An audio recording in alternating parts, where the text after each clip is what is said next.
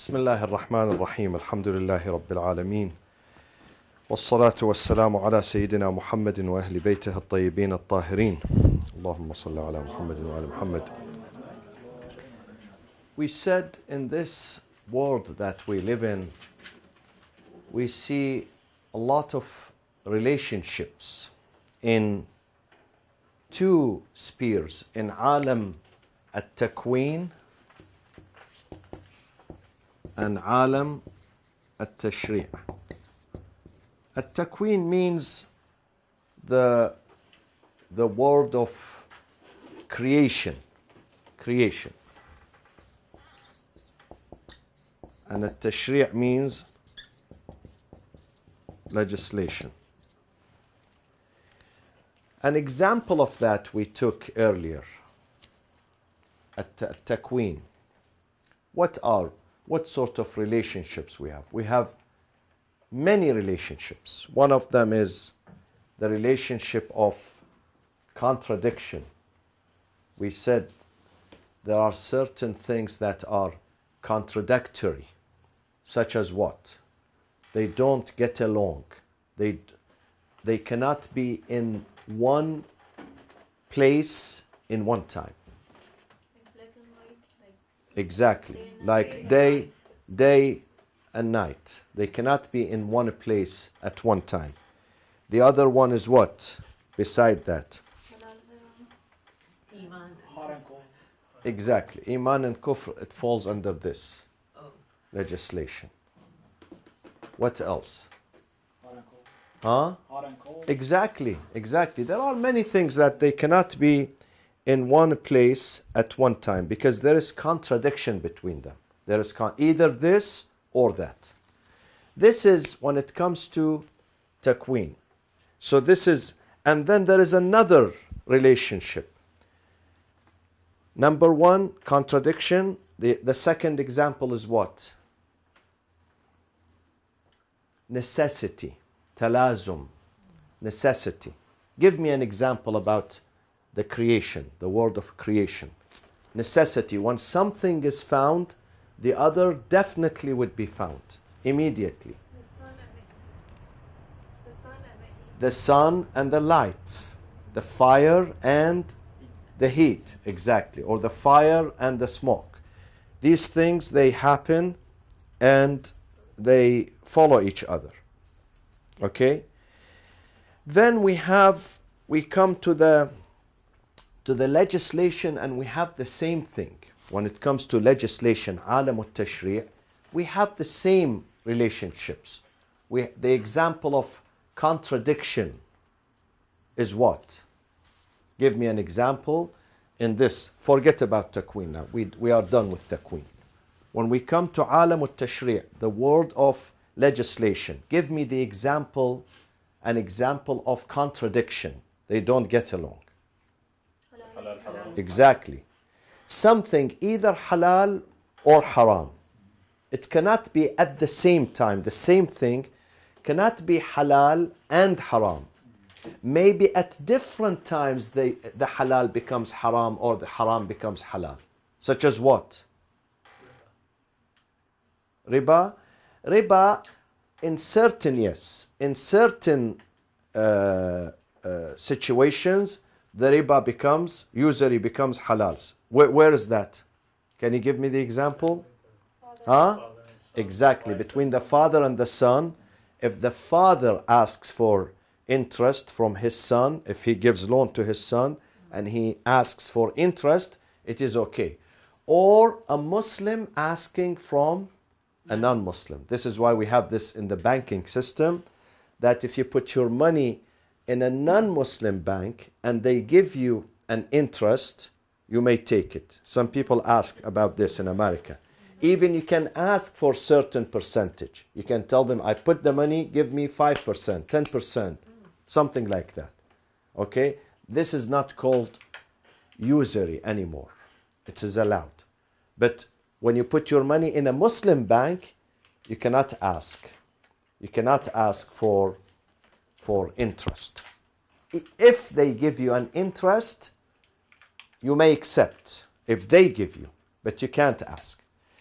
Another example of two things they cannot get along. Well, like if someone wants to eating something non-halal to survive or to live. Exactly. Mita.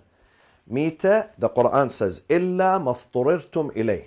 You cannot eat unless you are in a state of emergency. You go to a place, a cave in the mountain, a desert, no food there, and you need to survive, otherwise you die.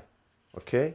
In that case, Allah says, إِلَّا مَضْطُرِرْتُمْ إِلَيْهِ in Surah Al-Baqarah. Unless you are in a state of emergency, you have no food, then that meat for you becomes halal at that time, at that minute. Later on, if you find some other food, then you cannot eat. You just eat to survive. Even they give example of wine. Wine is very abhorrent. But let's say doctors, all of them, they came into this consensus that to save the life of this patient, we have to give him some wine. Let's say this is hypothetical. In that case, this becomes a medicine. I know some people, even today, they say, this is a medicine for me every day. I need to relax. But this is not medicine. The medicine in the state of emergency. We used to use it a lot, like for anesthesia. When there was no anesthesia. Really? They use it? Sort of, They inject or they... no, the alcohol. Really? So they don't feel the I don't know about that, but you know. Civil War. Yeah. مصطفى what about لحم الخنزير والدم يعني همينه حلال؟ In case of emergency where you don't find food, let's say you are stuck somewhere in a room, they lock the room and you are about to die. Of course. Yeah, just to survive. Yeah. To survive, meat and pork and all these things for survival. For survival, it becomes okay. So halal and haram, they don't get along. Either halal or haram. Or another example, either this act is obligatory, wajib, or not obligatory. We cannot have one action at the same time. Obligatory, the Sharia says this is an obligation, and then it says no, it's not an obligation. We have one answer. We can't have two answers. Sometimes it's an obligation for you, but not for him. Same act. Becomes like Hajj. Hajj, it's an obligation for the one who has what? Money. Istita'a, ability, money and health. But for someone who doesn't, his neighbor doesn't have money, so it's not wajib on him. So this is the relationship of contradiction. Now we come today to the relationship between the hukm, okay, the legislation or the verdict or the legal ruling. Hukm is legal ruling. And it has preliminary, muqaddama, prerequisite. Certain rulings has to have muqaddama, prerequisite. Okay? Two types of prerequisites. One of them is muta'allaq. Muta'allaq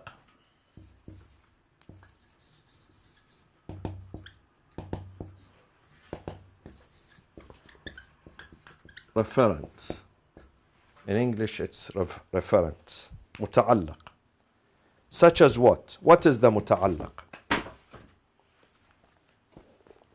Something is mandatory, I tell you, the ruling is obligatory or mandatory.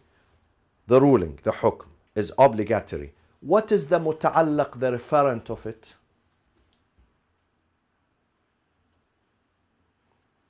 The ruling, the legal ruling is an obligation, wajib, wujub. What is the referent of it? Referring to what? What is the muta'allaq of this ruling? What is it? It has to be something. Like salat. Exactly. Like salat, like hajj, like fasting. This is called referent, muta'allaq. It could be prayers, it could be fasting, it could be zakat, it could be hajj, it could be anything. Okay? Wujub. This is muta'allaqul wujub. We have something else. We have something else called موضوع. موضوع is the subject. What is the subject of the ruling? The ruling has two things. Ruling has two things. One is متعلق. Ruling, when the ruling is mandatory, then the referent of it is what? Is prayers, is fasting. When the ruling is haram, forbidden, what is the referent of it? Such as? Give me an example. Stealing? Stealing, murder, alcohol, fornication, fraud, lying. These are متعلق. Okay, this is the meaning of متعلق. We took it the last lesson. We took the متعلق. And then we have subject. So we are done with the متعلق. Then we come to the subject, the موضوع. What is the موضوع of the ruling? The ruling has موضوع, has subject. What is the subject of it? Like the halal for Ramadan. Exactly. We have many examples. When it comes to Hajj, what is the subject of the Hajj, of the ruling? Istita'a. What does that mean? It means if someone has the ability, physical and financial, he or she must go to Hajj. Because the Quran says, وَلِلَّهِ عَلَى النَّاسِ حِجُّ الْبَيْتِ مَنِ اسْتَطَاعَ إِلَيْهِ سَبِيلًا. It's for God upon His servants that they must go to Hajj if they are able.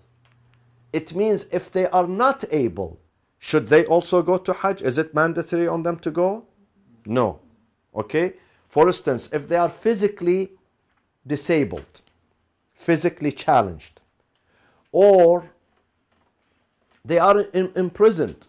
He's in the prison. He's in jail for 20 years, 30 years, He cannot go to Hajj. Even if he has money, he cannot go to Hajj. Or he does not have money. Does not have money. Then he cannot go to Hajj. With one difference. Where is the difference? If the person has the money, but he's physically unable, what should he or she do in this case? Can you have somebody do it for them? Exactly. If he doesn't have money, that's it. He's free. No Hajj. But if he has the money for the Hajj, he cannot do because either he's imprisoned or he doesn't have a passport. The government does not allow him to travel, or he's physically unable to perform the Hajj. In that case, he must hire, because he has the money, he must hire someone to go on his behalf while he's still alive. While he's still alive. Because he has the money. But in case he doesn't have the money, Hajj is not an obligation on him. So one example of the subject is Hajj. When it comes to the fasting, what is the subject of the fasting? Which makes fasting an obligation. The moon, meaning the beginning of Ramadan. What else? Someone's age or... Nia. No. The ability to. Huh? The ability. Subject. It's subject. Huh? So the ability to. The ability, of course, if you are not sick, Not traveling. not traveling, exactly. So if you are not traveling, if you are not sick, okay, and not now is Rajab, it has to be Ramadan, okay, then this is called the subject, okay.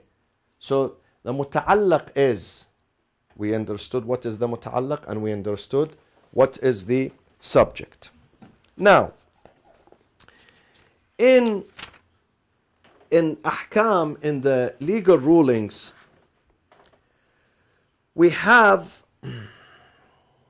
two types of wujub. We have two types of wujub. Of muqaddamat, preliminaries. Two types of prerequisites. One of them is like the istita'a. The istita'a. Now, if we said if there is no istita'a, no ability for Hajj, would you be asked to go? Would you be asked to go to Hajj? No. Now you are not able to go because you don't have the money. You don't have the money. Would the Sharia ask you to go and work and generate income? No. Would they say to you, it's a must. You must go, you must generate money so you can go to Hajj. Would you do that? Would they say this to you? No. They wouldn't say. Although you must work, definitely. Sharia wants you to work and generate money. But they would not specifically come to you and say, listen, you don't have money, you must make the money. Allah is saying next year you have to work so hard and you have to save your money so you can go to Hajj. No, this is not an obligation. Whenever you want to work hard and save money, good for you. Then you go to Hajj. But the Sharia would not come and say you must do that. It is left for you to decide about it. Okay? So this is one type that Sharia, if you read in the book, it says that these prerequisites, like the istita'a, is the Sharia is passive about it. Passive mean what? Means what? When it says passive? Indifferent. Exactly. It means it would not force you. It would not say it is mandatory on you to go and work. It is passive about it. But some prerequisites, it is not passive. It tells you, you must do this in order for you to be able to do this act. Such as what? Exactly. Such as wudu. Such as wudu. If you want to pray, then you must go and have wudu. Now, there is a debate among theologians, ulama al-usul. They are divided into two groups. One group says we have two types. We have two types of wujub. Things being mandatory are divided into two types. One is al-wujub al-nafsi. Second is al-wujub al-ghayri.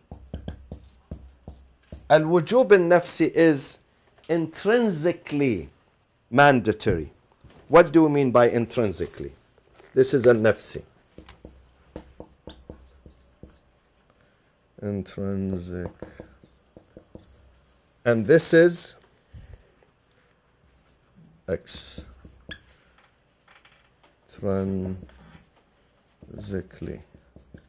This is extrinsically. Al-ghayri. Nafsi is intrinsically. What is the difference between them? Can you give me an example of the first and the second? The prayer and the ablution. That's the preparation for the prayer. So what is the nafsi? The intrinsically mandatory. Niyyah, maybe? Could be the niyyah. The prayer. Or The prayer, yeah. salat, Yes. intrinsically, Yes. meaning what? In its own right, it's mandatory. By itself, for itself. Yeah. By itself, for itself, not for something else, not for the sake of something else. Okay? Intrinsically mandatory. For itself, independently, if you will, independently. But there are others, al-wujub al-ghayri, extrinsically, not independently. It is a prerequisite for something else. Such as what? Such as wudu. Such as wudu. Wudu for itself, although it is mustahab that you are in the state of wudu all the time. All the time when you leave your house, when you go to your office, even when you go to bed. Even when you go to bed, it is mustahab that you have wudu and then go to bed. Sleep while you have a wudu. It is mustahab that you maintain the wudu all the time. But in general, wudu is required for something else, not for it is own sake, for the sake of something else, either prayers or what? Reading Quran. Reading Quran if you want to touch the Quran, and what else? Dua. No? Entering the masjid. Hajj, maybe? Tawaf. Tawaf, exactly. Exactly, for the tawaf. Okay? Now there is a debate. Assalamu alaikum wa rahmatullah. There is a debate between ulama al-usul. They say that this wujub, this type of wujub, some of them they say, how do we know the wudu is mandatory? Is it, we know it rationally or religiously? We know it عقلي, الدليل العقلي, الدليل العقلي, which is the rational evidence, or الدليل الشرعي. Does Sharia come and tell me, listen, you have to have wudu in order for you to do your prayers? Or Sharia does not have to tell me this. I know it rationally because this is muqaddama. This is a prerequisite, and I know I cannot perform the salat unless I do my wudu. Which one? Aql. What do you say? Religious. Religiously? What do you say, Dr. Ali? I'm thinking about What do you say? Religious. Uh-huh. Religious. So you know that wudu is wajib, but are you saying which dalil is that it's prerequisite? Exactly. We know it is required. But which one comes and tells me it is required? Rational evidence or religious evidence? Meaning religion has to take the extra step to remind me. if it's in the Sunnah, then it's like the Shara'i, if the Prophet taught it, right? The Prophet taught this. But beyond that, forget that the Prophet taught this. What does your mind tells you? Something, a prerequisite. I'll give you an example. Make it. Kids, they go to school in the morning, okay? They go to school in the morning. The teacher tells them, come to school. Does he have to tell them, bring your books with you, or he doesn't? They know it rationally, because I'm going to school, I'm not going to the cafe. I'm going to school and I have homework and I have to read and I have to write and I have to use my book. So does he tell them, come to school and bring your book, or he just has to tell them, come to school tomorrow? So basically, based on that, I'll say rationally, but the thing is, like I know I should be clean, that would come to the mind, but not the actual procedure to Yeah, but suppose I heard about the wudu. I heard that the Prophet did it before the prayers. rational. And then he said, La salata illa bi tahur. There is no prayers cannot be accepted unless you are clean. So in this case, does he have to tell me, go do wudu every time you pray? Or it is granted, it's common sense. Yeah. Which one? There is a huge debate. This is one of the debates that we study in Ilm al-Usul. And this is one example of it, by the way. There are hundreds of examples here. Hundreds of examples we can apply to this situation. Whether Sharia comes and brings an extra evidence or an extra phrase to remind me, or there is no need. I know because this is wujub ghayri. This is wujub nafsi. Yes, intrinsically. The Sharia tells me, aqim as-salat. But wudu was not created for itself. It was created for something else. Okay? For something else. As a prerequisite. So definitely when that requisite is required, then the prerequisite definitely has to be there, because otherwise what is required is not going to take place. There is a big debate between the scholars regarding whether we understand the obligatoriness of wudu through the rational evidence or the religious evidence.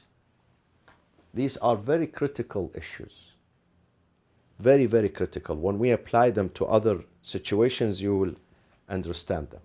That you would, the wudu, mostly it has to be through this evidence. Because I know, I don't wait for Sharia to tell me go and do wudu. This is, we have, this is granted. We know because they told me you cannot. It's like a passport, let me tell you. Do the travel agent must tell you? I know some of them they do. But if you have an international trip, should they remind you every time that to bring your passport? No, because you know you cannot leave the country without a passport. So they don't tell you. They assume that you know this is an international trip which requires a passport or a visa. Nobody goes to the airport and he's not carrying anything and he says, I want to board the airplane. They tell him, but you know this is an international trip. You know it through الدليل العقلي. Okay. Because there is, which relationship we can use here between wudu and prayers? What relationship we can use? What do you mean relationships? Yes. Oh, between the two? Between wudu and prayers, there is a relationship. No. Obligatory. No. I think We said, I mentioned this just 15 minutes ago, 20 minutes ago. There is a relationship when it comes to tashri'. I put it here, alam al-tashri'.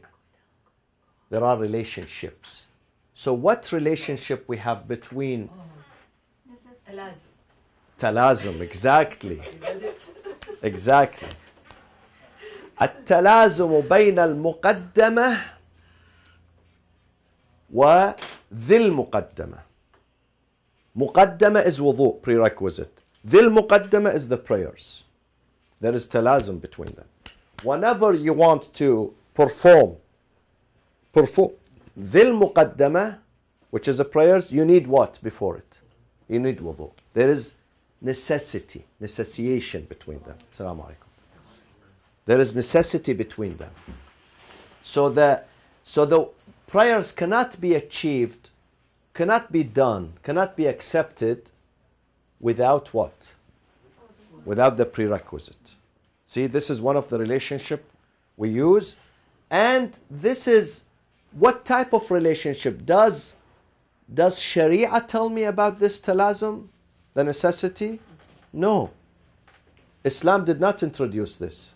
This relationship does exist thousands of years ago. And that is the aql, the job of the brain to tell me that sometimes there are certain things that requires prerequisites. For instance, traveling. If you need to travel, what do you need for your traveling? You need means of transportation. In the old days, they were camels and mules and horses and donkeys and whatever. Nowadays, they are boats and airplanes and cars and trains. Okay? So you know you have to prepare yourself for that. Okay? For instance, if someone invites you today to visit him, he says, you are my guest. Visit me. But he lives in the East Coast. And he tells you, you are my guest. I am inviting you to visit me. What does this entail? Do you understand that you have to buy your own ticket or he should send you the ticket? Huh? He'll send. You buy the ticket?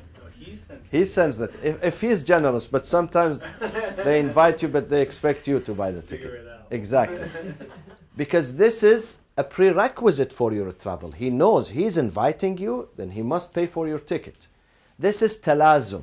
Okay? We use this relationship in this here to understand that this is a rational evidence that wudu is mandatory because we cannot pray unless we have wudu. Does this thought process or this analysis, is this one of the common elements here? Yes, yes, yeah. We're going to use this. We are still in the first step. The examples that we take, we're going to use them in fiqh in many other examples. In many other, but the simplest one is wudu but this you can find it in fasting, you can find it in inheritance, you can find it in marriage, you can find it in divorce, you can find it in business, in a trade. This example that we are giving here, wujub al-nafsi and wujub al-ghayri, we can find it in many other departments. Is this the adhan? Yeah. Okay. So can we break for the adhan, please, for the salat, and then we come back. But please do read this lesson, which is lesson number 20. Do read it, so we can go next week to lesson number 21, inshallah. And next week I'm going to teach 2 lessons in one session. So the session is going to be longer. 2 lessons in one session, inshallah. Okay? وصلى الله وسلم على سيدنا محمد وأهل بيته الطيبين الطاهرين